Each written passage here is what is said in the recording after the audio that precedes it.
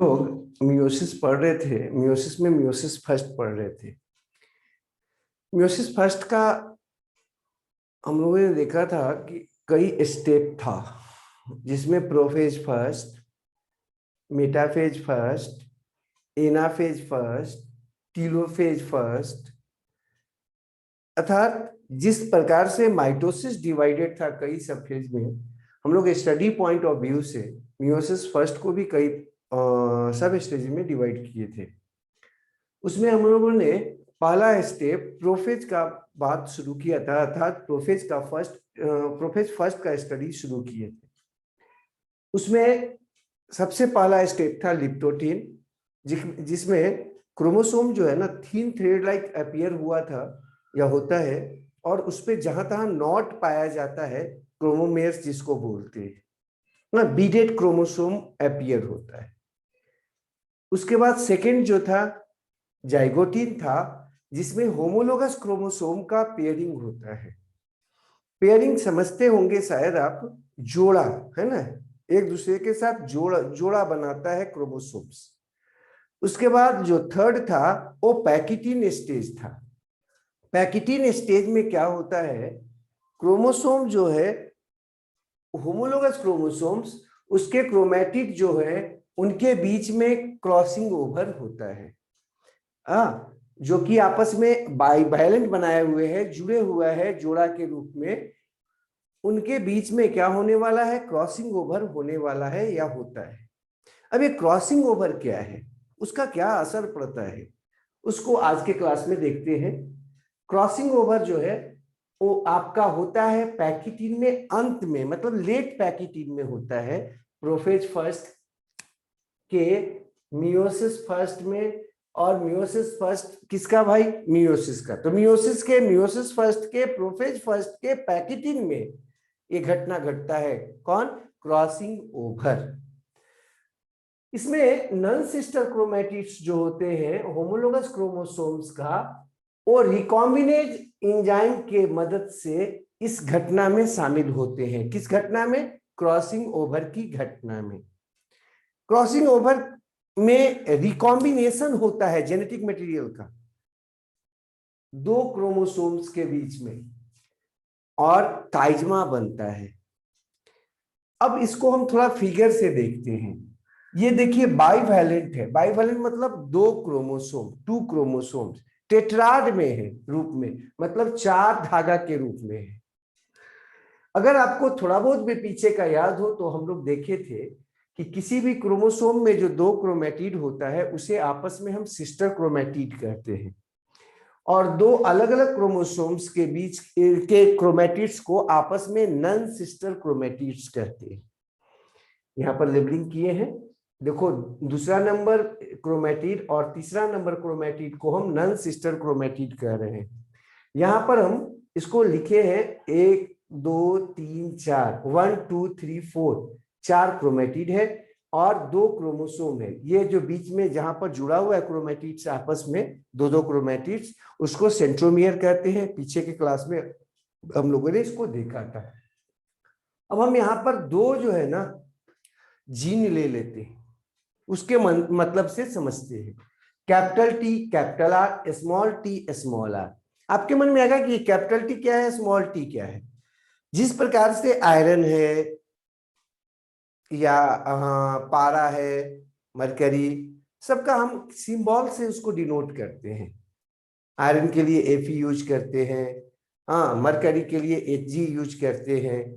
उसी प्रकार से बायोलॉजी में क्रोमोसोम पर जो जीन होता है उसको कुछ सिंबल से हम लोग डिनोट करते हैं, और वो जो सिंबल है उस कैरेक्टर के डोमिनेंट जो आपका एक्सप्रेशन होता है उसका फर्स्ट अल्फाबेट पे होता है। जैसे टी कैपिटल है और स्मॉल टी है, तो यहां पर कैपिटल टी के चलते स्मॉल टी है।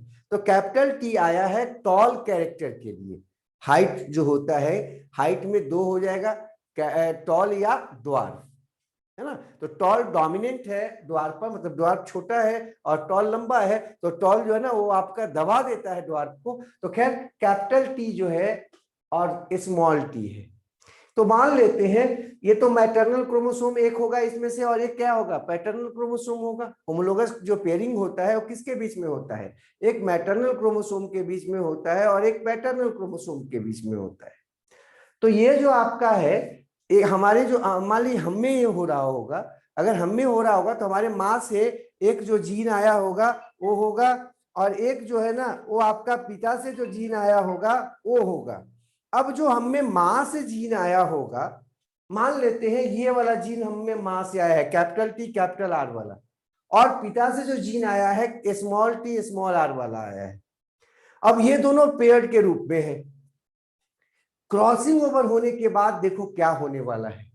तो देखो तो एक नंबर जो आपका पहला जो क्रोमेटिड है उस पर क्या होगा जीन का स्थिति, कैपिटल टी कैपिटल आर। दूसरा नंबर जो क्रोमेटिड है उस पर जीन का क्या स्थिति होगा, कैपिटल टी कैपिटल आर। लेकिन तीसरा नंबर क्रोमेटिड पर क्या होगा, स्मॉल टी स्मॉल आर, और चौथा नंबर क्रोमेटिड पर क्या होगा, स्मॉल टी स्मॉल आर। ये हमारे पेरेंट्स से हमको मिल रहा है। हमें जो जीन आया है उसमें एक क्रोमोसोम मां से आया होगा, एक पिता से आया होगा, और प्रत्येक क्रोमोसोम में कितना क्रोमेटिड होता है, 2 क्रोमेटिड होता है। तो ये जो मां वाला क्रोमेटिड होगा उसमें दोनों क्रोमेटिड में कैपिटल टी कैपिटल आर होगा, और पिता वाला जो क्रोमेटिड होगा उस दोनों में क्या होगा, स्मॉल टी स्मॉल आर होगा, मान लेते हैं। और दोनों एक दूसरे के आमने सामने होंगे। होमोलोगस क्रोमोसोम के जो जीन होते हैं ना वो एक दूसरे के विपरीत हो सकते हैं, लेकिन जो लोकस होता है उनका स्थान होता है वो एक दूसरे के आमने सामने होते हैं। तो कैपिटल टी के सामने कौन होगा, स्मॉल टी, और कैपिटल आर के सामने क्या होगा, स्मॉल आर। अब ये बाइवैलेंट टेट्राड है। अब क्रॉसिंग ओवर होगा, यहाँ पर काइजमा फॉर्मेशन होगा, और ये होगा किसके मदद से, रिकॉम्बिनेज एंजाइम के मदद से। तो देखो क्या होने वाला है, उलझ जाएगा, इसका धागा उसके साथ, उसका धागा उसके साथ। अब उलझने का चांस किसका ज्यादा है, तो अंदर वाले नन सिस्टर क्रोमेटिड के बाहर वाले के तुलना में। क्योंकि बाहर अब 4 है तो जो अंदर में है वो आपस में ज्यादा उलझ सकता है, बाहर वाला दोनों क्या हो सकता है, बचा रह जा सकता है। तो यहाँ पर देखो दिखा रहे हैं फिगर में कि बाहर वाला जो नन सिस्टर क्रोमेटिड है वो एक दूसरे से उलझने की संभावना उसमें कम है, तो नहीं उलझा है यहाँ पर, है ना। ऐसा नहीं है कि नहीं उलझ सकता, उलझ सकता है, लेकिन यहाँ पर उलझा नहीं है, आपस में इंटेंगल नहीं हुआ है, आपस में जो है ना वो जुड़ा नहीं है। कौन जुड़ा, अंदर का जो दोनों नन सिस्टर क्रोमेटिड है दोनों क्रोमोसोम का, वो आपस में उलझ गया, 2 नंबर का और 3 नंबर का। और ये जो आपका सिस्टर क्रोमेटिड था दोनों क्रोमोसोम का, वो कैसा था, होमोटिपिक था। कैपिटल टी कैपिटल आर एक साथ था, स्मॉल टी स्मॉल आर एक साथ था। लेकिन यहां पर क्या हुआ, उसका उलझ गया इसके साथ, इसका उलझ गया उसके साथ, और उलझता ही नहीं है, टुकड़ा भी टूटकर वहां पर इसका उसके साथ और उसका इसके साथ जुड़ जाता है। और ये होता है एंजाइम के मदद से, जो उनको काटता है और जोड़ देता है इसे, उसमें गड़बड़ हो जाता है ऐसा। इस गड़बड़ी के कारण जो होमोटिपिक सिस्टर क्रोमेटिड थे वो बदल जाएंगे हेट्रोटिपिक सिस्टर क्रोमेटिड में। देख रहे हो, ये जो 3 नंबर 4 नंबर जो था क्रोमेटिड आपस में क्या है, सिस्टर क्रोमेटिड है। इधर 1 नंबर 2 नंबर आपस में क्या है, सिस्टर क्रोमेटिड है। लेकिन 1 नंबर 3 नंबर का नन सिस्टर, 1 नंबर 4 नंबर का नन सिस्टर, 2 नंबर 3 नंबर का नन सिस्टर, 2 नंबर 4 नंबर का नन सिस्टर क्रोमेटिड। तो नन सिस्टर क्रोमेटिड जो थे उनमें अभी हम नहीं देख रहे, हम सिस्टर में मतलब एक ही क्रोमोसोम के जो दोनों क्रोमेटिड है वो अलग अलग प्रकार के हो जाएंगे। क्यों, एगो में आपका क्या हुआ, क्रॉसिंग ओवर हो गया है। तो क्या प्रभाव पड़ने वाला है, 3 नंबर का कुछ टूटकर चला जाएगा 2 नंबर क्रोमेटिड के पास, और 2 नंबर का कुछ टूटकर जुड़ जाएगा किसमें, 3 नंबर में। संभावना है इसकी, क्रॉसिंग ओवर में यही होता है। अब इसके कारण परिवर्तन क्या हो गया, देखिए ये जो आपका पेरेंट थे उसमें 1 नंबर में क्रोमोसोम के 1 नंबर क्रोमेटिड में क्या था, capital T capital R, 2 number में capital T capital R, 3 number में capital T small T small R, और 4 नंबर क्रोमेटिड में स्मॉल टी स्मॉल आर। ये क्या था भाई, होमोटिपिक था। यहाँ पर जो क्रोमेटिड था वो कैसा था, होमोटिपिक था, सिस्टर क्रोमेटिड। लेकिन यहां पर आ जाइए, यहां पर देखिए एक नंबर में कैपिटल टी कैपिटल आर, वो तो पेरेंटल वाला ही रह गया जो पेरेंट में था, पीसी मतलब पेरेंटल क्लास, तो जो पेरेंटल क्लास में था वही रह गया इसमें, है ना, पेरेंटल क्लास जो था वही रह गया इसमें भी, क्योंकि उसमें तो क्रॉसिंग ओवर हुआ नहीं। अब दूसरा नंबर को देखते हैं, दूसरा नंबर तीसरा नंबर के साथ देखिए क्रॉसिंग ओवर कर लिया था, तो दूसरा नंबर में एक तो अपना रह गया कैपिटल टी ऊपर वाला के नीचे हुआ है क्रॉसिंग ओवर, और कैपिटल आर स्मॉल आर के बीच में हुआ है, मतलब कि आर और टी के बीच में हुआ है क्रॉसिंग ओवर, टूटा है वहीं पर। तो क्या होने वाला है, जो दूसरा नंबर था यहां पर कैपिटल टी कैपिटल आर था, इसमें क्या आ गया, कैपिटल टी स्मॉल आर आ गया। तीसरा नंबर जो था उसमें क्या था, स्मॉल टी और स्मॉल आर था, वहां पर आ गया स्मॉल टी और कैपिटल आर आ गया।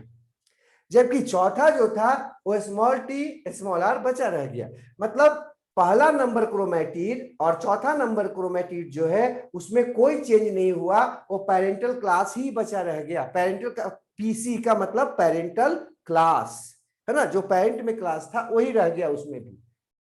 जबकि जो बीच के जो दो थे, दूसरा नंबर क्रोमेटिड और तीसरा नंबर क्रोमेटिड, उसमें क्या हुआ, रिकॉम्बिनेशन हो गया, जिसके चलते नया कॉम्बिनेशन बना जीन का, और ये कैसा हो गए, ये हो गए हेटेरोटिपिक। ये दोनों जो थे वो हो गए हेटेरोटिपिक, हेटेरोटिपिक, ठीक है। दोनों हेटेरोटिपिक है, किसके तुलना में, तीसरा चौथा के तुलना में, और दूसरा किसके तुलना में, पहला के तुलना में। ध्यान रखना है, हेटेरोटिपिक दूसरा किसके तुलना में है, पहला के तुलना में, और तीसरा किसके तुलना में है, चौथा के तुलना में।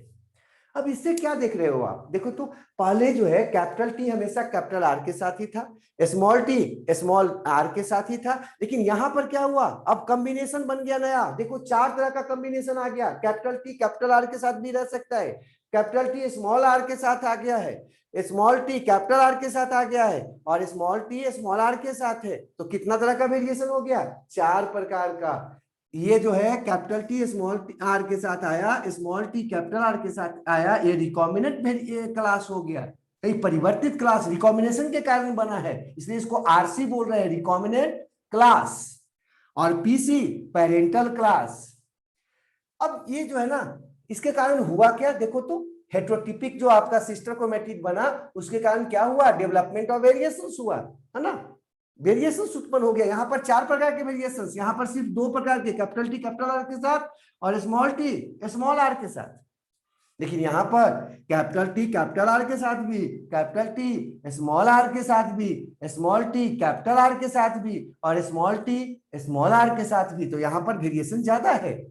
तो यहाँ तो काइजमा फॉर्मेशन से या क्रॉसिंग ओवर से क्या फायदा हुआ, वेरिएशन उत्पन्न होता है, और वेरिएशन से एडेप्टेशन बढ़ता है, और अनुकूलन जिसको बोलते हैं हम, है ना, बदलते परिस्थिति में रहने की क्षमता बढ़ जाती है, और इवोल्यूशन होता है, नए प्रकार के जीवों का निर्माण होता है, नए जीव जातियां बनती हैं।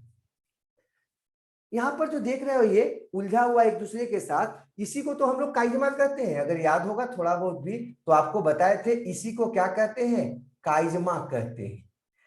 और ये दोनों घटना होने में बीच में सिनेप्टोनिमल कॉम्प्लेक्स रहेगा, दिमाग में रहना चाहिए, सिनेप्टोनिमल कॉम्प्लेक्स यहां से खत्म नहीं हुआ है अभी। तो काइजमा फॉर्मेशन जो होता है वो क्या है, साइटोलॉजिकल इफेक्ट है, किसका, क्रॉसिंग ओवर का। लेकिन जेनेटिकल इफेक्ट अगर पूछा जाएगा तो क्या बोलोगे, रिकॉम्बिनेशन का होना ये जेनेटिकल इफेक्ट है, जबकि काइजमा फॉर्मेशन होना साइटोलॉजिकल इफेक्ट है। जो आपका काइजमा टर्म है वो सबसे पहले दिया गया था एफ जैनसन के द्वारा, किसके लिए, एम्फीबियंस के लिए।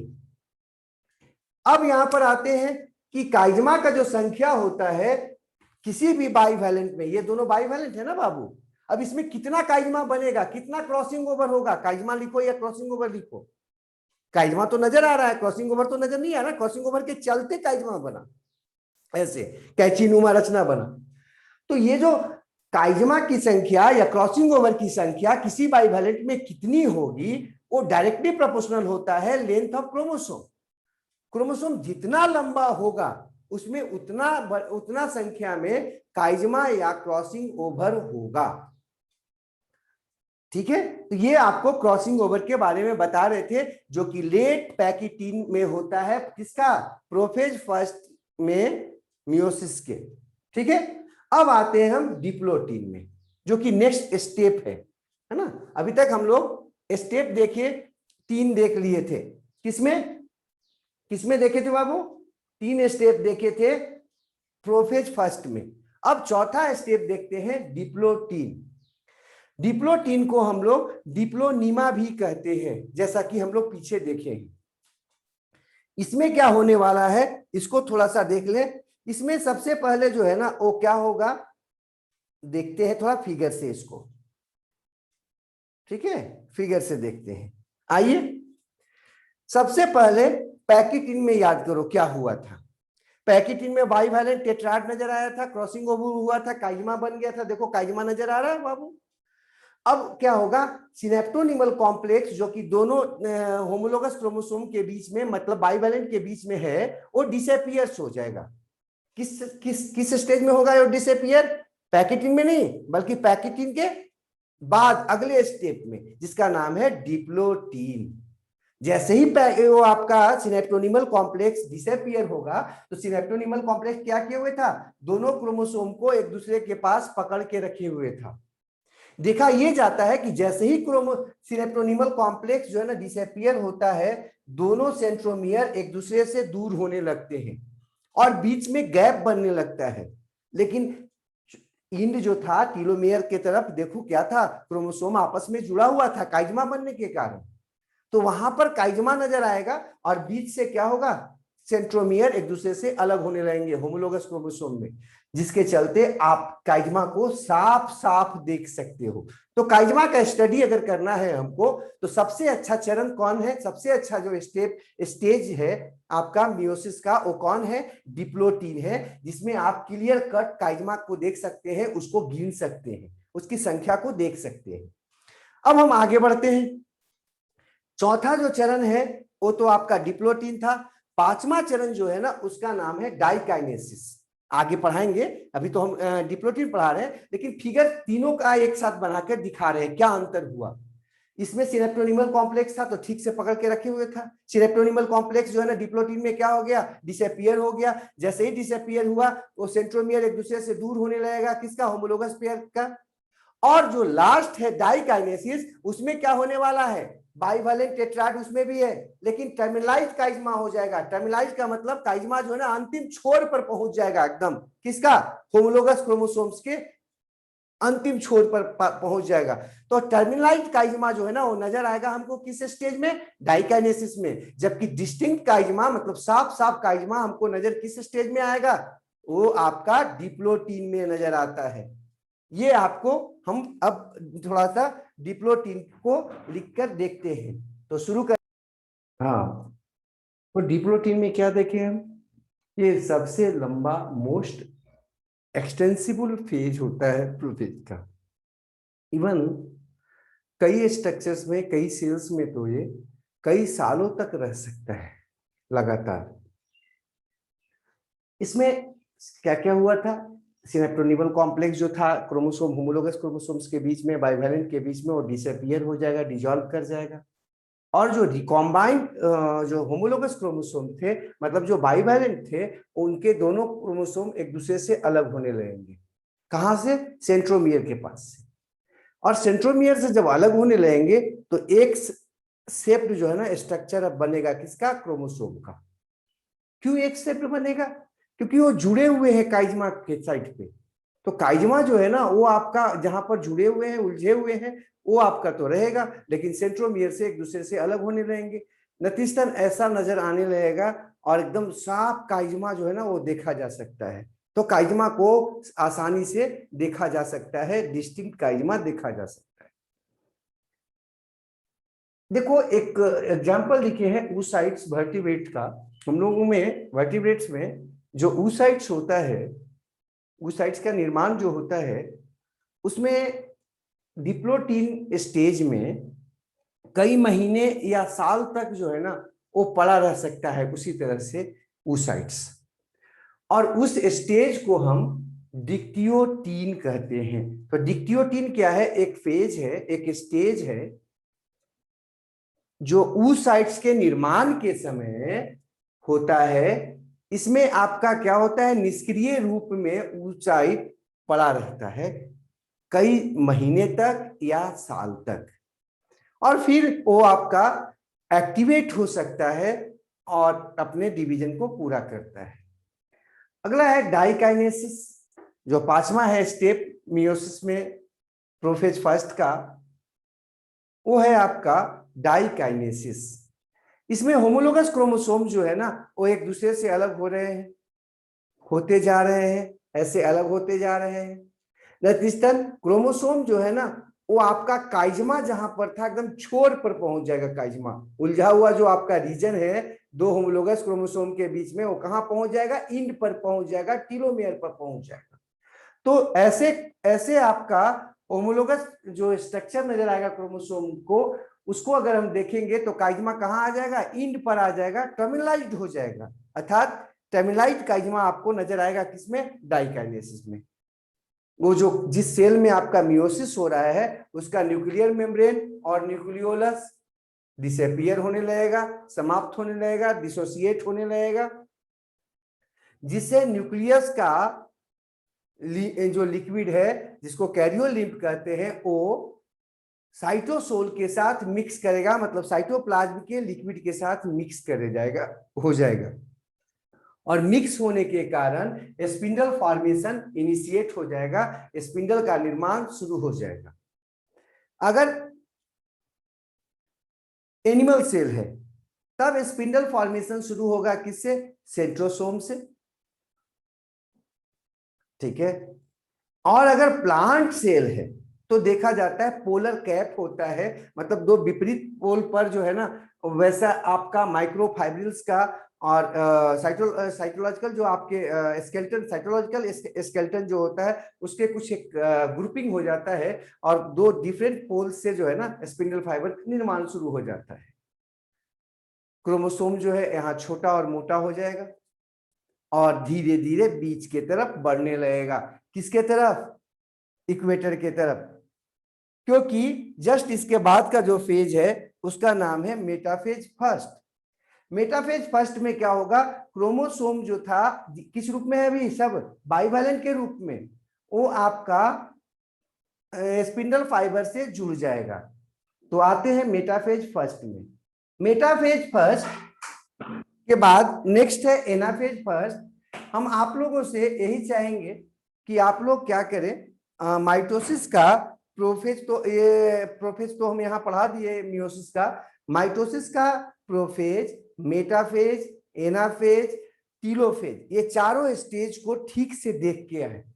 तो नेक्स्ट क्लास में आप लोग क्या करिएगा, वो जो माइटोसिस है उसका प्रोफेज तो यहाँ पढ़ चुके हैं तो प्रोफेज में कम है, लेकिन तब भी उसका प्रोफेज देख लीजिएगा और इसका प्रोफेज देख लीजिएगा, किसका? मियोसिस का।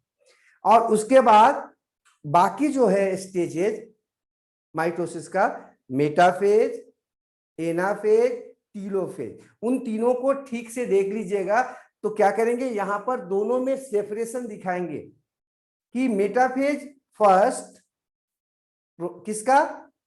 आपके मियोसिस फर्स्ट का, और मेटाफेज ऑफ माइटोसिस, दोनों में क्या अंतर है, कैसा होता है, दोनों को फिगर से दिखाएंगे। इसलिए उसको थोड़ा पढ़ के ही आइएगा, तो थोड़ा सा उसको देख लीजिएगा आराम से।